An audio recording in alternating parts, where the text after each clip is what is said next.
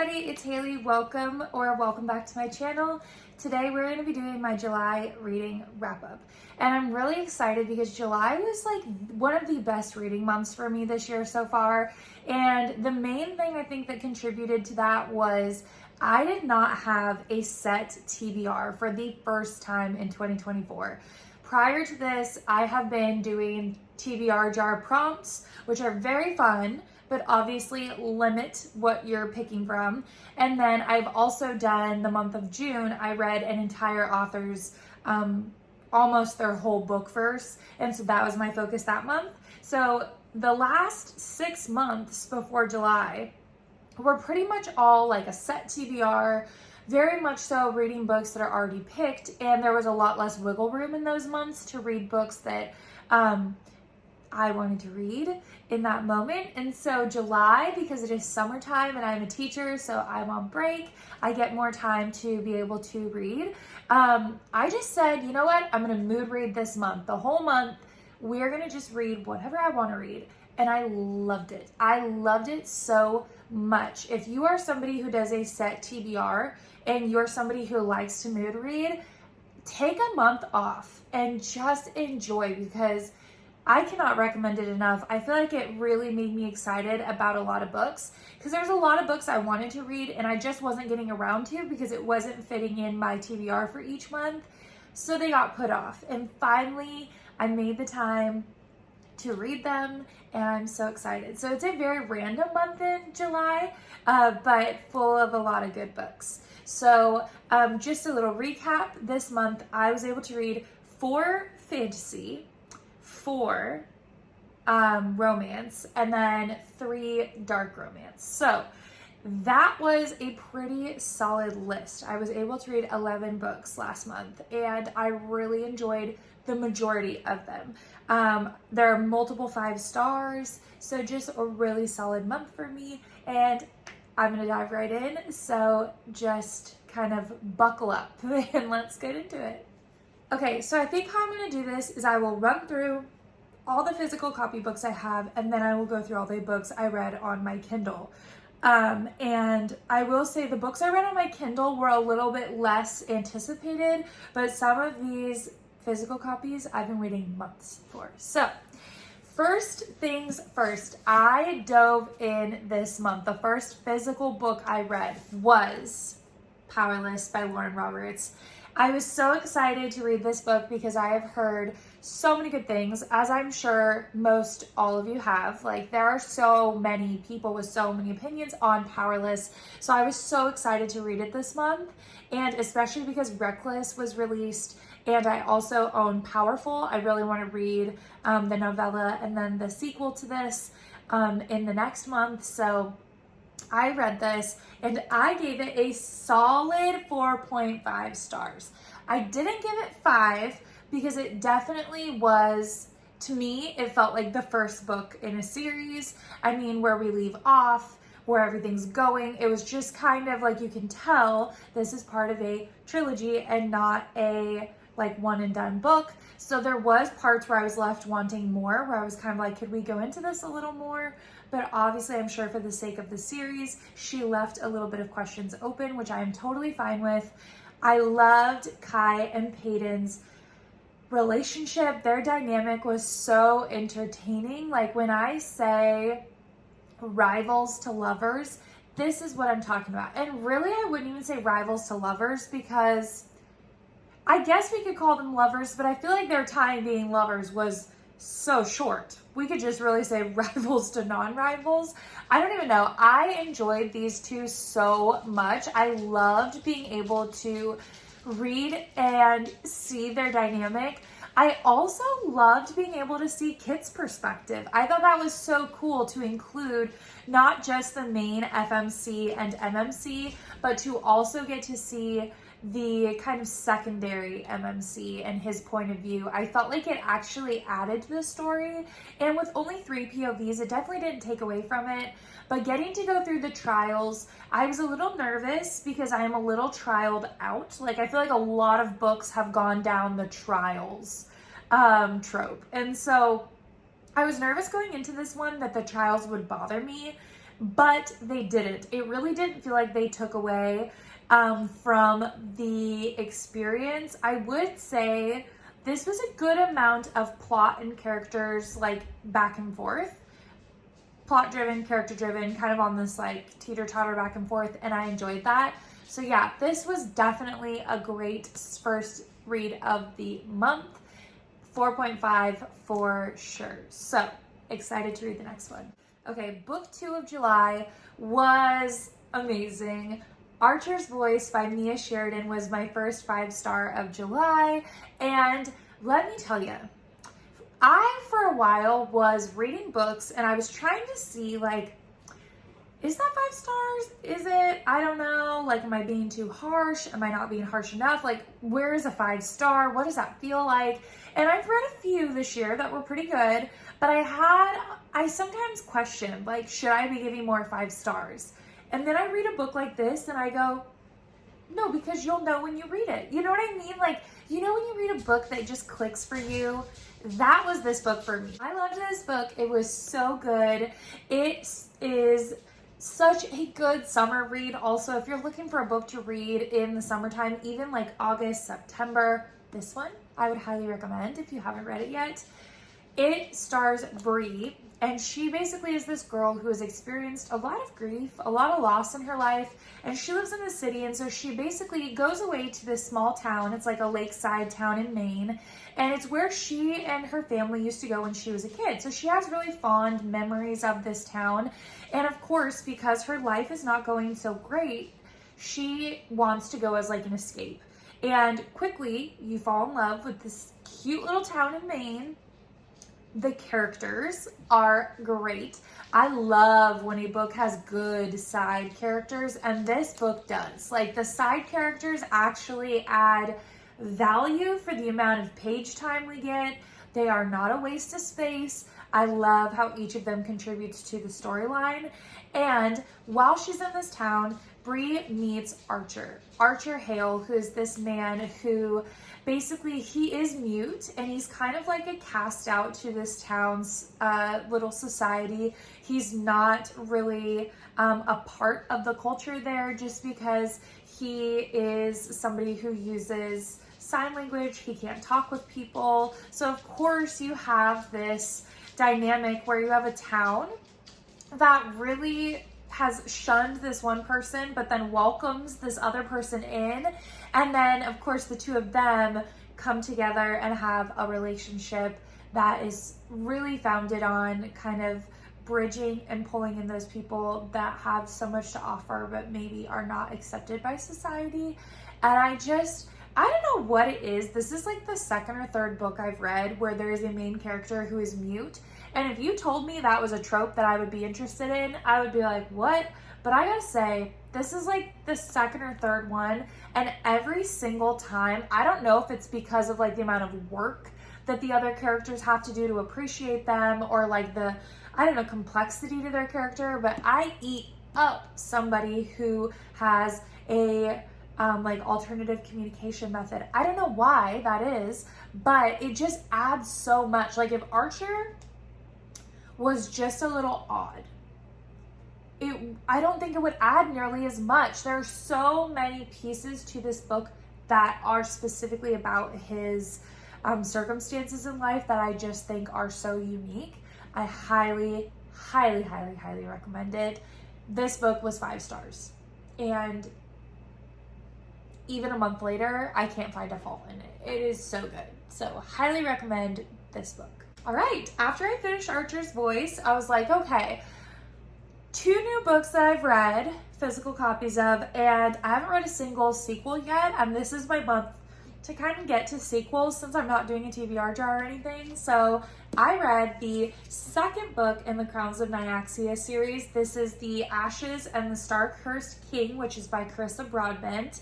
The first book is The Serpent and Wings of Night, which I loved. That was a 5-star book for me when I read book 1. I was really hoping that book 2 was also going to be a 5-star, but it ended up being a 4-star for me. I think upon further reflection, I would even bump it up to like a 4.25.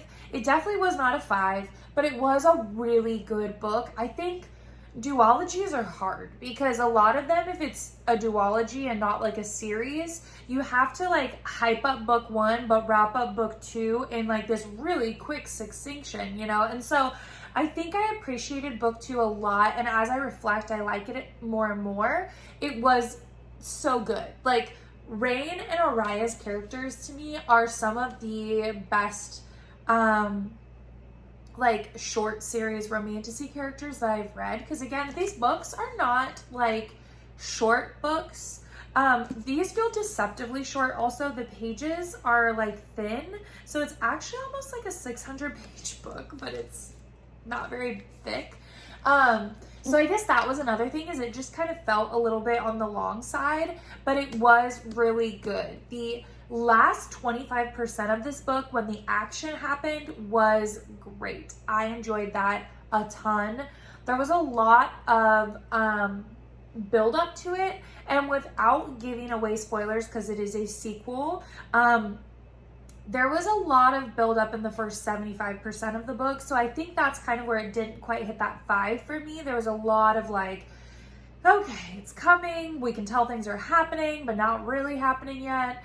Then the last 25% happened, and it was like boom, boom, boom, boom, boom, action, which I loved. And don't get me wrong, the first 75% I still enjoyed, but it just wasn't giving that like, gotta keep going, gotta keep going, gotta keep going. I definitely did not finish this in one sitting or even 2 sittings. It took me a few days. And that's just where I know, like, if I can set down the book and move on and there's other things I want to do in between, it's probably not a 5-star book. But it is still definitely a 4.25, a really good book. If you read the first book in this series already, you should definitely read this one. It is worth it. And if you haven't approached this series at all, because there are more books coming in this series, it's just they're done with different like main characters as their focus. So the first 2 follow Araya and Rain, and then the next ones move over to new characters. I would highly recommend this series. Crowns of Nyaxia to me has a lot of potential. As it goes, I can see it being a favorite series of mine. And that being said, even if it was just these 2, I would still say it is a great series. Definitely worth reading. So highly recommend this one. Next book was just a real cute summer read, and I mainly picked this book up because I saw it takes place in Westport, which is a beachside town in Washington State.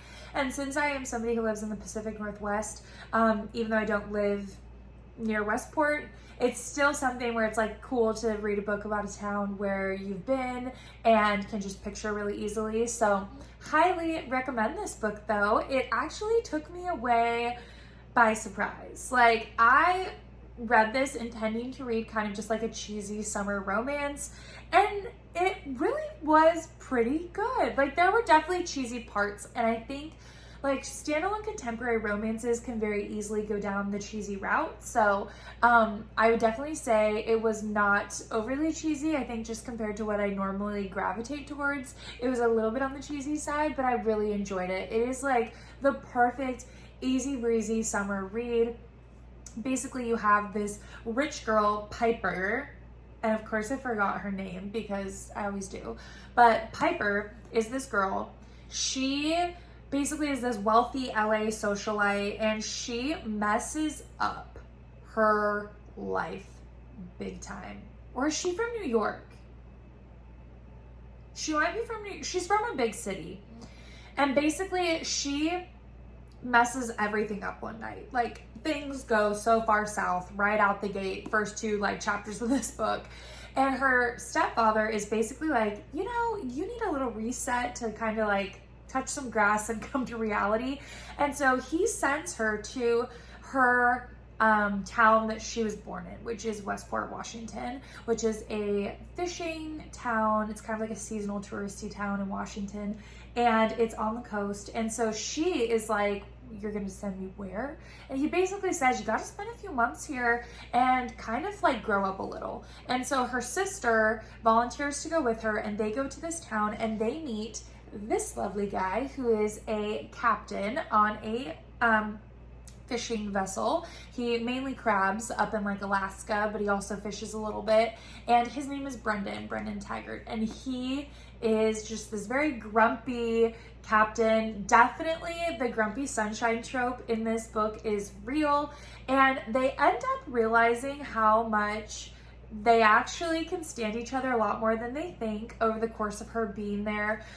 There's this backstory because, like I said, the guy who sent her there is her stepfather. Her father is from Westport and her mom, and so you learn about kind of her backstory. Her father's passed away, so she learns about him. Her and her sister are able to kind of mingle with this town, and you watch how they form relationships with all the people there, and again just kind of build this little community that's already there. I wouldn't say they build the community, but more like the community that's already built accepts them into it. And of course she falls for this grumpy little captain as well. So just a really nice, easy summer read. Definitely a solid 4-star for me. It was just very easy and enjoyable, and everything that I kind of hoped it would be. I did hear that there is another book that goes with this, and it is called, oh gosh, I don't remember. Does it say in the back? It probably doesn't. Does it? Hook, Line, and Sinker. And that's her sister Hannah's story. And so I do want to read that as well, just to see, because I've heard really good things about that one as well. All right, next up, I read Flock by Kate Stewart. Like I said, I read a lot of books that were just mood reading books I had wanted to read, and Flock was kind of like Archer's Voice and Powerless. It was a book that I'd had for a while and just really wanted to dive into this Ravenhood series. So I started Flock. I read this in like one sitting. It was so good. This, for me, at first I thought it was a 4.75, but upon reflection, I would say it really is a 5-star book for me. This is one where like I can reflect on it and be like, you know what, why are you being so nitpicky? I loved this book. I loved a lot of things about it, even though I know there's little like plot hole points right now. It is book 1, so I do anticipate things being filled in, and that's where I do say it's a 5. Is if it was a standalone, I would have a lot of thoughts that are a little bit different, but knowing that it's only book 1, I actually really liked it. So Cecilia is this girl where she moves to this city to basically work for, is it her dad? Yeah, her dad runs this factory, and basically he said like she lives with her mom. She grew up mainly with her mom. Her dad is this really wealthy factory owner, like CEO, and he says like, I want you to work here for a summer to basically earn your inheritance of like the money from this place someday. And she is wanting the money so that she can go to school, help out her mom, and all of this stuff. So she signs up to work for his factory for the summer, and while she's working there, she meets a guy, and why can't I remember his name? Sean. She meets Sean, and he works at the factory with her, and basically they start dating. And it seems as simple as that. He's kind of like this, I don't know, he's like a quirky bad boy. I don't know how else to describe him. He's quirky, but he has bad boy tendencies. I don't really know. He's kind of like too golden retriever to be a bad boy, but he's just interesting. And Sean and her kind of hit it off, but he is a part of this like club, if you will. And she does not really know anything about the club for pretty much the whole book. And you're trying to figure it out as well and piece things together with her. But he's a part of this club that has these raven tattoos, and she's trying to figure out like what's going on here. And basically, when she kind of gets introduced into this club, she meets Dom, who is like Sean's basically his brother. They're not really brothers, but they're basically brothers through this club that they're in together. And as she kind of grows to have a connection with Dom as well, there's a little bit of, I would say, not really a love triangle, because it's not really like a pick one situation. It's really not a why choose situation. It's a very weird situation, and you can just read the book and figure out what's going on there. I'm sure if you've heard about this book, you've kind of heard about their little relationship, but it is so interesting how you kind of unravel the plot underneath these relationships. Like, it's very character driven, I guess, in some pieces, but the plot is actually there, and I don't know how well it comes to fruition in book 2 and 3. I'm really curious to see. But I love the start to the book because when you start to unravel like what their club does and just kind of what her father's company, how that is working, her father, as a person, you realize like Cecilia really has like an interesting little situation she's in. And the cliffhanger that this book one leaves off on is again one of those things where it is a great example of how to get you to read book two. Like if every book left off on a cliffhanger like this, I would read every series to completion more frequently. But this type of cliffhanger is probably one of my favorites. So highly recommend. It was a 5-star from me. I really, really enjoyed it. And I'm excited to see where book 2 and 3 go in this trilogy. I've heard really good things. And I know that there's some spin-off books, I think, coming out now too. So I'm really excited. I am kind of waiting because they are getting republished with slightly different covers. So this one I purchased was the new run of covers. So I kind of want to wait until Exodus and, what's book 3? Does it say? The Finish Line. Those two are going to come out with the new, who took this over? Kensington took it over. And so the new Kensington covers, I'm kind of waiting on those. So I will probably just read them as they're released, but highly recommend. Last physical book to talk about is Blood Bonds by Jay Bree. This is the 3rd book in the Bonds That Tie series. And I don't want to give too many spoilers on this one just because it is book 3, but this was an interesting book. It focuses mainly on North's POV, which if you're reading this series, you will know that basically it is a book series where every book talks about all the characters, but each book kind of has like almost like a relationship that is focused on, or like a character that's kind of the focus of that one. The last book was focused kind of mainly on Griffin. The first book is Ollie's book, Ollander, and she is the main FMC. And then there are several MMCs in this book since it is kind of like a reverse harem fantasy kind of dystopian world. And so this is North's book. I don't want to give too much away here just because, again, it's book 3. So if you're reading this series, I will just say lots of action here, and you start seeing less of the school, actually like very little to no of the school, and the focus is more on the like fight that they're in against more like the politics side, like the political people and the resistance. Those are the focuses of this book. So again, I don't want to go too much into it, but I really enjoyed it.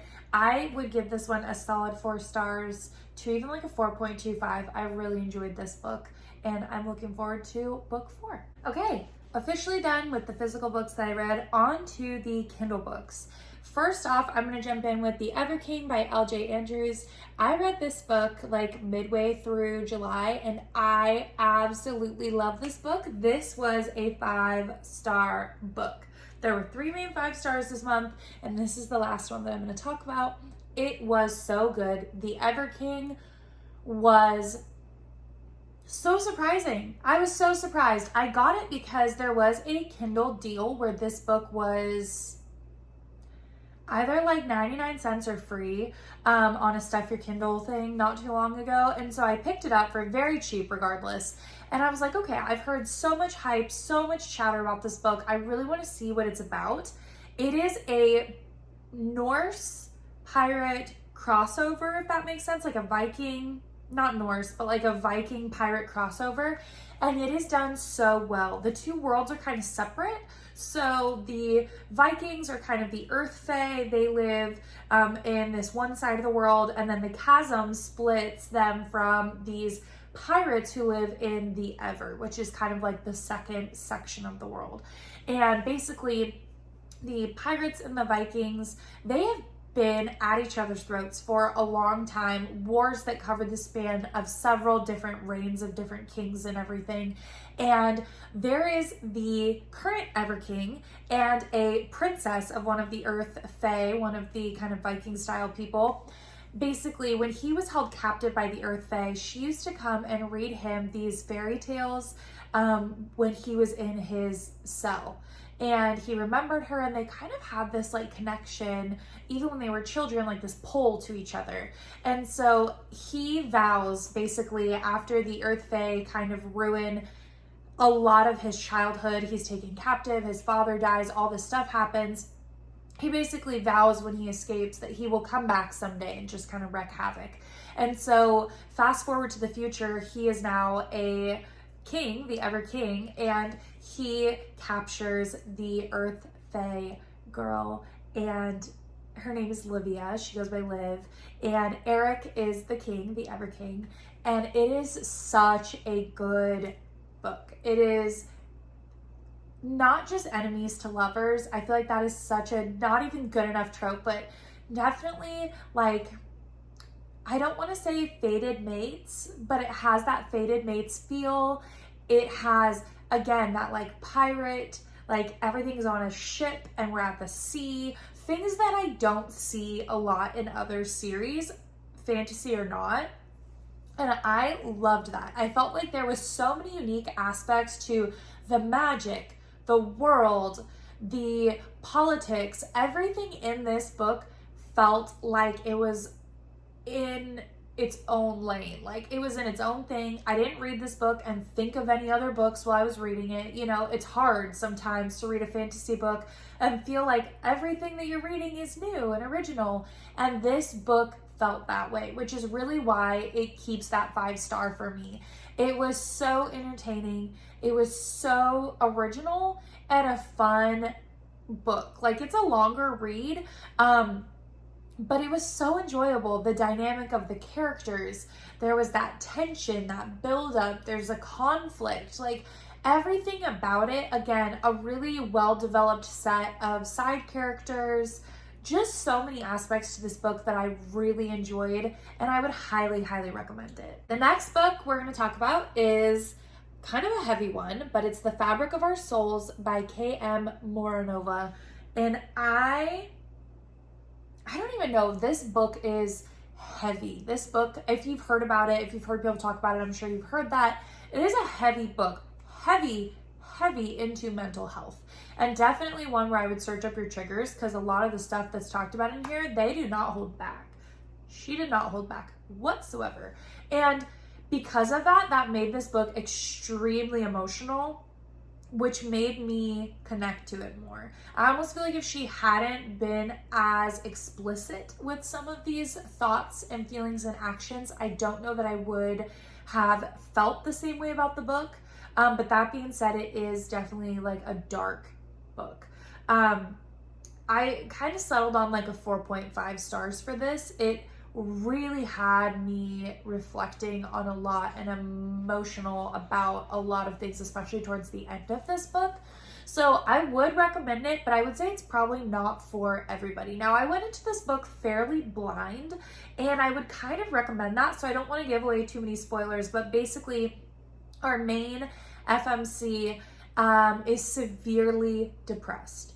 And so some things happen in her life right out the jump in chapter 1, and she is hospitalized and basically goes to this treatment facility to receive help voluntarily with some urgings from her family member. And so her brother basically encourages her to go get help for her depression. And so she goes to this facility, and basically while she's there, she meets these other people, obviously, who suffer from different mental health struggles as well. And it is just such an interesting book. Like, I think it is technically classified as a romance, I believe. I just feel like it's so much more than that. Like, the romance feels like a piece of this book, but not the whole of this book, if that makes sense. It seems like there is so much more to it. Truthfully, by the end of the book, the ending, and again, I won't give any spoilers, but the ending had me less concerned with the romance than almost anything else by the ending. Like, it's definitely there. It's definitely there. If you're somebody who likes romance, it's there. But it's just, there's so much more going on and so much of a heavier discussion and reflection throughout the whole book that it kind of is on the back burner in a really good way. I would highly recommend it, but check your trigger warnings on this book and definitely maybe research a little bit into just kind of the key topics if you're concerned about that. But I would recommend it. I would recommend you kind of go in blind because so many of the little twists and pieces in this book too are best left that way and not spoiled. So I really don't want to say too much other than that. But if you've heard about this book, if you've been intrigued to read this book and you're okay with the trigger warnings, I would highly recommend it. I think it's worth reading. If anything, I think it's healthy for everybody to read. I don't want to say healthy, but like, I think I'll speak just to myself. I think it's like healthy to sometimes read other people's mental health struggles, to just kind of hear it in a fictional setting where it's not like the weight of hearing somebody in real life talk about it. It's not the weight of you yourself feeling it. It's just like the weight of reading it from a fictional character's point of view. And I think that that's like, while it's really heavy, I think it's like one of the safest ways to kind of delve into that mentally for yourself. So I would recommend it. It was a good book. Definitely one that I enjoyed reading. Okay. The next 3 books are the 3 dark romances, and I read them all on my Kindle. The first one is Little Stranger by Leigh Rivers. And can I just say,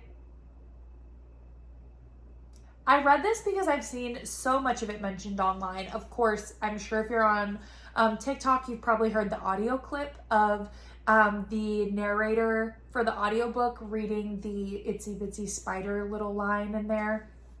If you haven't heard it, I heard it all over TikTok, and it made me curious to read this book, mainly because of that. And then you like see the spider on there and you're like, Little Stranger. Okay, you see the like gas mask in the background and you're like, all right, I'll bite. And I bit. Okay, it is part of a duet. I don't know that the second part is out yet. I'm not totally sure.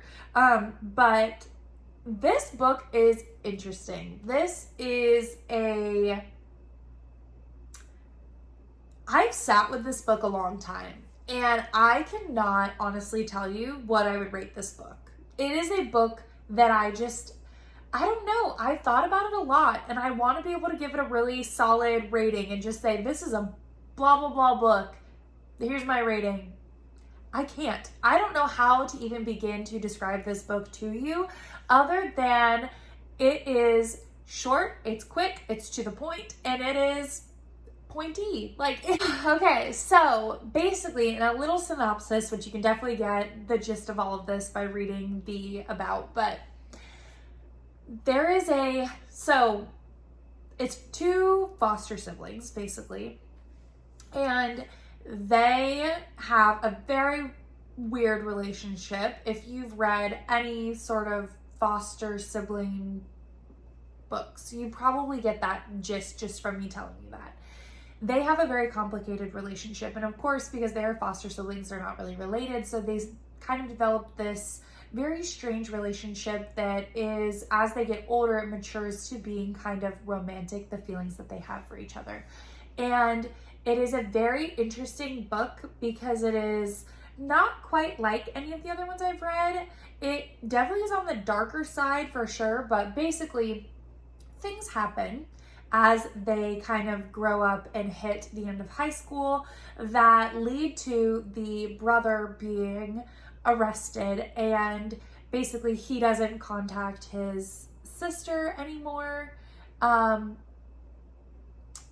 And Halloween rolls around and he decides he's going to contact her again. And it's just kind of their relationship. It is a very interesting book. It's very short. It's way shorter than I thought it was going to be. It's a wild ride. If you like dark romance, I would say give it a whirl. It's definitely just a give it a whirl book. I don't think everyone's gonna love it. I'm sure a lot of people are gonna hate it. But let me tell you, if you're in it just for the entertainment value of like, how wild can we go for it. You know what I'm saying? Go for it. I don't know. These books, I feel like you just have to take so lightly. Like, again, when I'm reading 5-star books like Archer's Voice or The Ever King or Flock, I am not going to compare them to this book because they're just in 2 different worlds. You know, this is a for fun. This is a read it and enjoy it and forget about it. Don't forget about it. You know, like maybe you won't. But it's just a read it, enjoy it, keep it light, keep it keep it real, okay? Think about what the purpose of this book is, okay? That's all I have to say about this book. I think if you're interested and you're curious, go for it. Just go for it and have an open mind. Part of me liked it, part of me was uncomfy. I think that's the whole goal. So that's that. All right, 2 to go. The next one is Hitched, which is by Lauren Beale. And this is a dark hitchhiker romance, and it really is exactly that. This book, again, is definitely just meant for entertainment, right? A lot of these dark romances are. I rated this one like a 3.5 stars. It was entertaining. It is a hitchhiker, so he is an escaped con, like he escaped out of prison, and she picks him up while he is hitchhiking along the road. And so she basically is in this abusive relationship with her husband, who is very wealthy, and for whatever reason, which really kind of, I don't know, it starts off just right away. She picks him up on the side of the road because he's trying to hitchhike and get a ride. And then, of course, things spiral on from there, as they would if you pick up a escaped felon on the side of the road. So that is that. It is a very, like, what you see is what you get. I don't want to like give too much away. That is the main context of the story, is they're kind of on the run from her husband, from the law, from everything. It starts as, obviously, she picks him up and then he kind of like reverse kidnaps her. Like, she picks him up as a hitchhiker, and then it turns that he kind of like kidnaps her in her own vehicle, if you will. There is a little bit of an age gap, but it really isn't noticeable. I don't really like age gap romances, so I just kind of ignored it and pretended they were the same age, and you definitely could. But it says it's an age gap. It is very much so that forced proximity, borderline Stockholm Syndrome vibe, because obviously he is her captor, but she also comes from a very crappy life with her awful husband. So you can kind of see where the forced proximity wouldn't have to force too much proximity for there to be a little bit of tension there. So, it is a good book. I will say, for the overall story, most of it's fairly predictable. I will say one interesting thing about this is it does have a happily ever after, if you're curious about that or concerned about that, which I didn't know that going into it. And it's like throughout the book, I just kept being like, are you both gonna die? Like, how does this end? Because I don't really see how this ends. And it was just interesting that the book, especially with how dark this book is and like the situations these two get themselves into throughout the book, you kind of just go through it like, how are you going to make this work? You know, obviously we're not thinking clearly. That's the whole point of the book. So I'm not going to try to rationalize it too much, but you do really think like how, like, if you get out of it, how are you going to make it all happen? And somehow by the end, you're like, maybe you can. Obviously we don't know. Do they live to be 80? Nobody knows. But I will say it is interesting how this book gets wrapped up. I'm not going to give it away. I'm not going to talk about it. I don't want to spoil it. But I will say this book surprised me in that aspect of how it was wrapped up. It was done, I would say, fairly well. But yeah, just a quick, easy breezy, beautiful cover girl read. Last book to talk about is Pretty Monster by Sheridan Ann. Not to be confused with Mia Sheridan, who I talked about, but Sheridan Ann. Now, this book, again, you've probably seen on TikTok. It's been making its rounds. All 3 of these dark romances, the reason why I read them is I've just heard so much about these 3 recently that it felt like I really needed to check them all off of my TBR because I just kept hearing about them. And Pretty Monster was, I would say, of the 3 dark romances, probably my least favorite. Now, it wasn't terrible. It wasn't bad. It was just like a solid, like, 3-star rating for me. It was a little long, and the one complaint I have about this book, it is a stalker romance. Basically, there is a girl, Kaya. It's Kaya. She is a tattoo artist, and she lives in the city. She works at this tattoo shop with this kind of old man, father figure guy who took her in when she was young, and this, like, other partner who she has, like, kind of an on-again, off-again, like, hookup relationship with. And she has this stalker that kind of pops up out of the middle of nowhere. And she's also kind of in connected to this biker gang because she does all of their tattoo work. And so she has this coworker who she has this kind of, again, hookup relationship with, this biker gang that's very interested in her because they're like one of their head guys wants to make her his like wife pretty much. And then we have the stalkers. There's already a lot going on. And then we get introduced to this guy who lives in her apartment complex and she starts dating him. So for the majority of the book, you're like dealing with 4 dudes that she's basically kind of like involved with. And it isn't really portrayed that way. I know that a lot of them, 2 of them, kind of her coworker and the biker, it's kind of this intense on one side, like their feelings are definitely more than hers. And then she has this stalker who she just lets into her apartment, and this neighbor next door, literally right next door, who she is dating. And I'm going to go ahead and say, because it literally tells you in the middle of the book, it tells you long before the plot twist, that the stalker is revealed halfway through the book. She doesn't figure out who the stalker is until the last like 75% of the book, but you as the reader figure it out at like 50% of the way through the book. So like, I will say that probably is what lowered my rating so much, is by the time I know who it is, I need you to know who it is, girl. Because if I know and you don't know, I'm just sitting here with all the knowledge, judging you, wondering how you haven't figured it out, honestly. And I was annoyed with her because of that.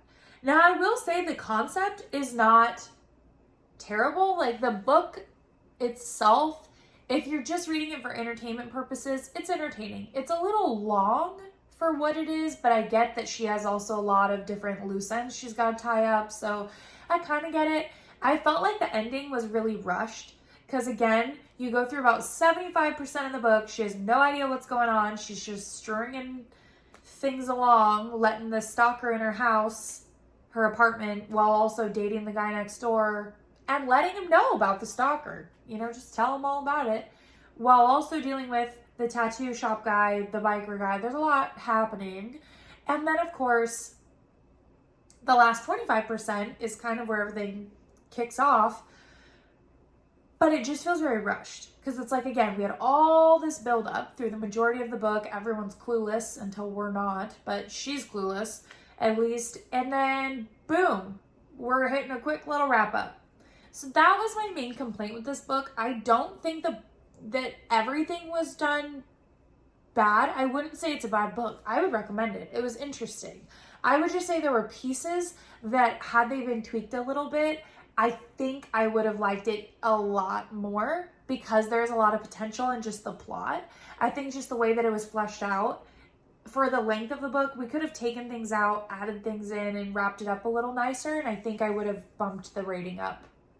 But for what it is, it was a 3-star. It was entertaining. I didn't hate it. The writing wasn't bad. It was just kind of how things panned out. I would have liked to see go a little different, and that's okay, because you know what?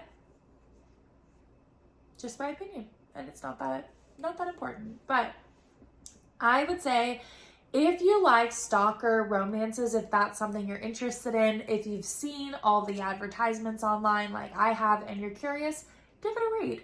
It was entertaining. I didn't DNF it. It wasn't bad. It wasn't painful or anything like that. The FMC made me shake my head quite a few times, but I feel like in a stalker romance, that happens. So take it for what it is. That being said, that concludes my July reading wrap up. I hope you enjoyed. I really enjoyed reading all these books. If you read any of them, let me know. If you enjoyed any of them, let me know. And I think for August, I am going to stick with this type of a kind of video. I might, or not a video, but like a TBR. I may put a little more thought into my August one to read some summer reads I've been wanting to get to. But overall, I loved mood reading, and I would highly recommend taking some time to just pick books based on how you feel in the moment. It is honestly so rewarding. So with that being said, if you enjoyed the video, give it a thumbs up. If you'd like to, subscribe to my channel so you can see more of my videos, and I will see you guys in the next one.